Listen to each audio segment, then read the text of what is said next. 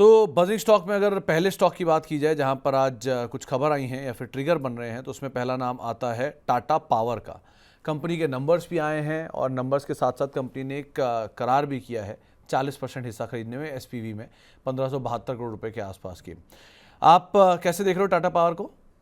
तो मैं टाटा पावर 414.35 के ऊपर बाई करूंगा।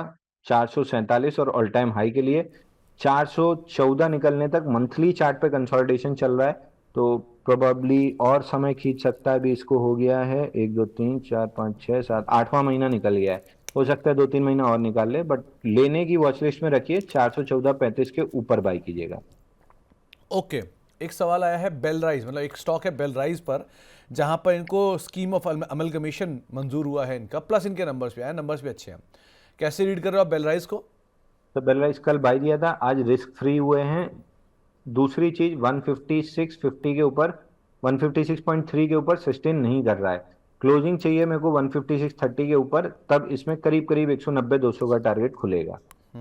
आज वो अदानी ग्रुप के सारे शेयर तेज हैं। अदानी इंटरप्राइज पे नजर डालिए, कंपनी राइट्स इशू ला रही है करीब करीब 14 करोड़ शेयर का, और 1800 रुपए के दाम पर ये आता हुआ दिखाई पड़ रहा है।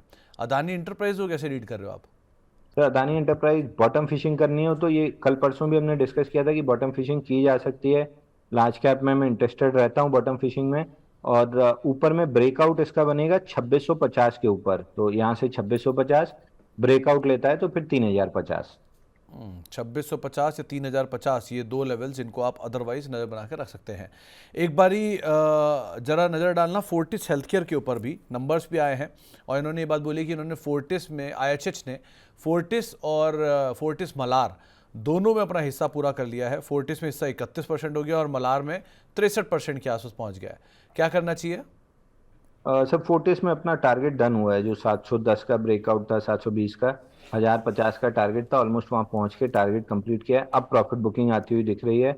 मे भी प्रॉफिट बुकिंग के बाद नया बेस बनाए और फिर ऊपर चले। अब क्या करेगा ये पता नहीं है। तो अभी प्रॉफिट मिल रही है तो बुक करके खाली हुए हैं। नया बेस बनता है तो बाइंग इंटरेस्ट रहेगा। नहीं, अगर आपको बाय करना है तो एक इंटरेस्ट आपको दिया गया है, उसके अकॉर्डिंग करिएगा।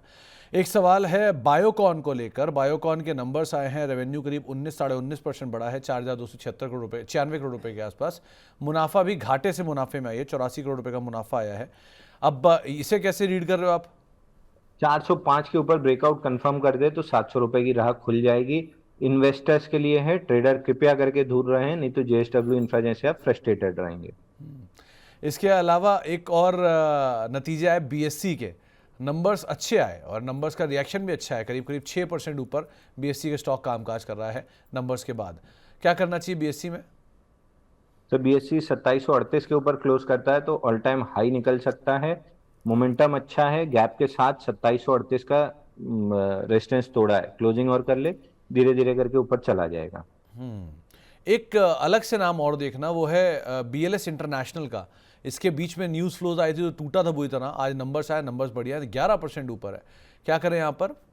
वही 342 का जो सपोर्ट था टूटने के बाद, जिसमें वर्टिकल सेलिंग आई थी, उसी के आसपास है।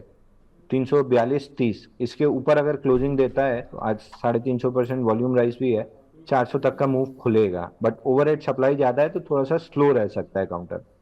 तो थोड़ा स्लो रहेगा, लेकिन हाँ, इसके ऊपर आप अदरवाइज नज़र रखिएगा। तो ये सारे वो स्टॉक थे जहाँ पे खबरें हैं, ट्रिगर है, बज़ है, उनके हिसाब से। अच्छा, एक जाने पहले शारदा मोटर और देखना, इसके भी नंबर आया और नंबर के बाद ये 14% नीचे आया था सुबह। क्या करें अभी? शारदा मोटर में शारदा मोटर में सर स्प्लिट के बाद एक कैंडल बनी थी 7 जुलाई को डेली चार्ट पे। हाई था, इसका हाई, सॉरी, 1248 का हाई था और 1026 का लो था। उसी के अंदर पूरा काम हो रहा है। आज उसका लो स्वीप किया है। अगर ये इसी तरीके से क्लोज करता है तो फिर धीरे धीरे 1160 और फिर ब्रेकआउट भी ले लेगा।